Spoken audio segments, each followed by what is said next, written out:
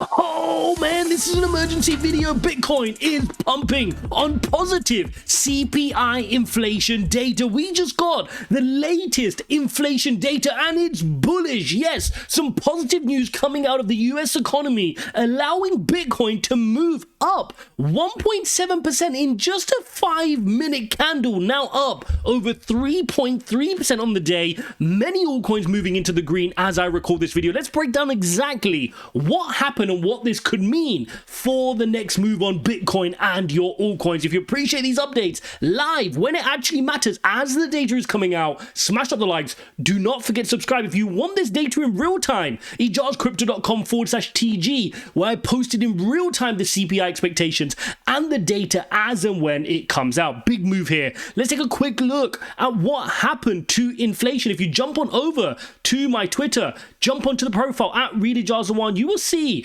that we met across all the expectations on CPI inflation. CPI inflation is the preferred measure that Jerome Powell uses to decide if he's going to increase, pause, or decrease interest rates. And this is the main narrative of the market right now.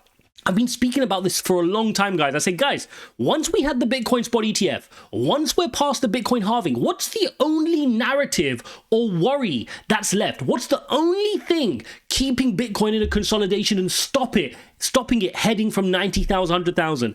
The fear of inflation. The fear that one day Jerome Powell may come back out to his microphone and say, oh no, we need to raise interest rates again because inflation reared its head. This is the main worry. This worry got exacerbated yesterday when we got a horrible PPI reading. It came in a little bit hot, right? So that's not good. That's producer inflation. So the fact that we got this data out today showing that inflation has softened is really positive for the markets. Let's break down exactly what we saw happen. So you saw that the main inflation reading, the headline reading, dropped to 3.4%. Markets were expecting 3.4%, but it is a nice decline from 3.5. Great. Let's now jump into the month-over-month figure. If you take a look at the month-over-month figure, this is where we got the beat. This came in at 0.4 for the last 2 months, and the markets were expecting 0.4 again. It showed 0.3. You're probably thinking that this is a really small difference. Why am I getting so excited about this? When you look at month-over-month numbers, it's critical that you annualize them, okay? So a 0.4 reading is actually 4.8% annualized inflation, which you're running at.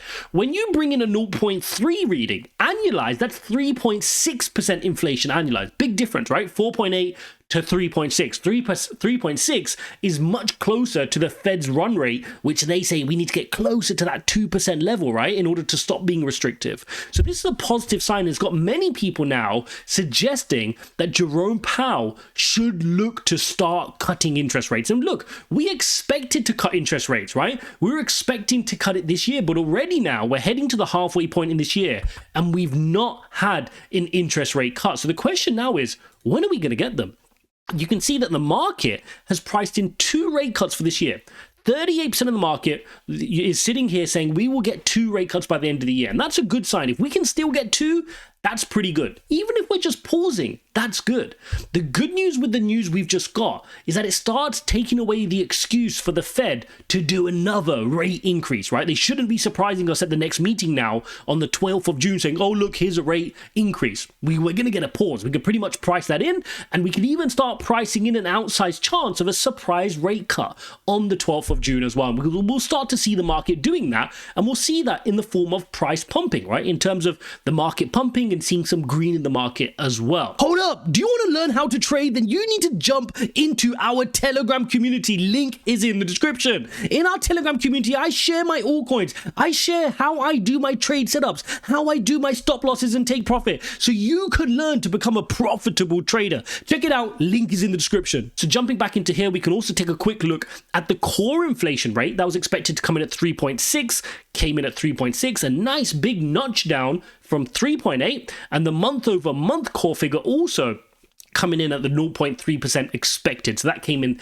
at expectations. A good solid CPI read, and the market's taking it in a very positive direction. Bitcoin moving powerfully on that news. And now we need to understand, where does that leave us, right? Because we're seeing now Phantom up 5%. I mean, big move here on Phantom. We've seen the likes of Avalanche up 6%. They're all responding to Bitcoin moving. Now, of course, we're still seeing Bitcoin dominance strong, right? We spoke about that in yesterday's video, that don't be surprised to see Bitcoin dominance want to break out from this pattern like it's doing now. Last time it faked out, but just watch out for that.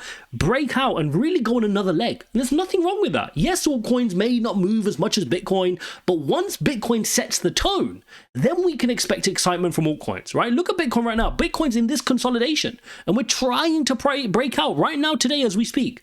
If we can get a daily candle close outside of this pattern, that's really, really important for two reasons.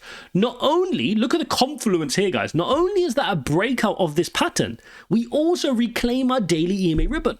Really, really big, important day today. If we can hold it for the next 11 hours, still quite a bit of time at the time of recording this video, we need to get above this level. If we can close at kind of, 60, 63.8 up towards 64, 64.2, really nice strong candle. And then if we can open up a confirmation candle tomorrow, this is a beautiful move, and it's probably a move I want to trade. I'd want to trade this at least to the top for a short-term trade, up towards 74,000 all-time highs, because once you break from this, the price target will be all-time highs at 74,000. Now, if you want to trade with me, if you want to see which altcoins I'm trading, if you want to see when I'm trading Bitcoin, ijazcrypto.com/TG is where I share my movements in the market. So if you want to see exactly how I'm navigating this market, that's where you're going to find out my next moves.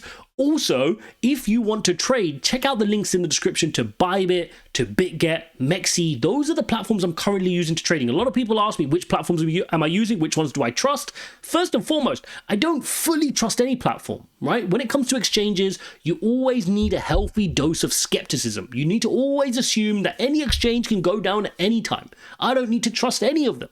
And so it's really important that you diversify yourself across many exchanges. Get yourself set up across many so that you're ready to trade at the drop of a hat, right? You guys need to be prepared.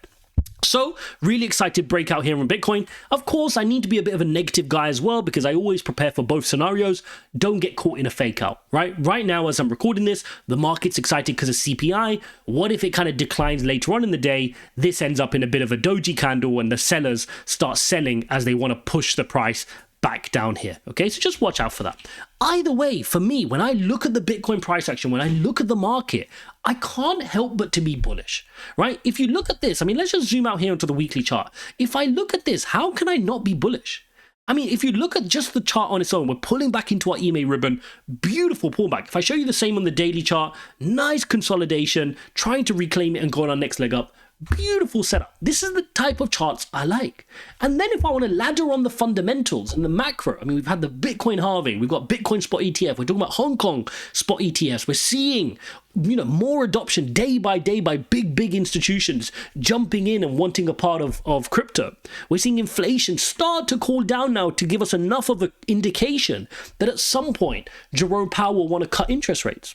I'm in this market. There's no way you're scaring me out of this market now. Not when we've been through everything we've been through. This is a positive market. Yes, it may be boring whilst we're consolidating, but this is a bullish, positive market. And if you have any confusion about that, just look at 64 here on the Fear and Greed Index. This market is expecting a move to the upside. And of course, we need to be prepared for both directions. I've shared in previous videos, if Bitcoin wants to go down to 57, even down to 50 flat, I'm ready. I've got cash on the sidelines and I'm ready to buy the dip. And that's the difference between an experienced investor and somebody who's just messing around, right? Somebody who's just messing around comes into this market, sees it moving sideways, and they go, oh, Bitcoin's boring, crypto's boring, my altcoins aren't moving. I'm looking at it and going, guys, this is a blessing. When we look back and we see that from March all the way into May, we went sideways and stayed above 60,000 for over 2.5 months here on Bitcoin. What an opportunity to look for opportunities, to get cash on the sidelines, to learn, to educate yourself, ready for the next move to the upside. And yet most people just sit there going, oh, it's not moving, it's boring. They fall out of loving crypto. They stop watching the charts. They stop monitoring everything. And then suddenly when Bitcoin's breaking all-time highs again, they're going to come back and be like, oh, what's going on? What's going on? Guys, you've missed it. You missed it because you switched off, because you got the attention span of a 2-year-old in nursery, right? Be better. And I think that's a really important message that I want to leave this video on. Be better.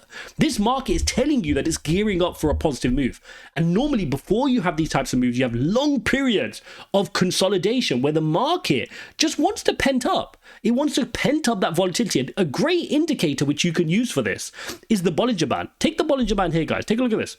This Bollinger Band constricts before a big move. See where it constricts here for a while? Big move. Constricts here for a while, expect to move, right? If I move this up to the weekly chart, you'll see what I mean as well. You want these things to constrict. Where they become very, very narrow like this is when you get a big move. Okay, so very, very important. Also, remember that the center line acts as support, and that's exactly what we just retested here. If we lose this center line, then of course we need to expect lower price points. But for now, Bitcoin looks like it wants to bounce, and by no means would I want to be jumping out of this market at such a critical moment. So there you have it, guys, a positive CPI reading, markets moving on the news. But more importantly, regardless of whether we're up or down today, the market is set up to at some point see Jerome Powell let off the pedal, loosen those interest rates, start printing money again. And if we know one thing for sure, the US government will always print their fiat currency. And when they do so, that's a recipe for more money coming into crypto, into Bitcoin, into the scarcest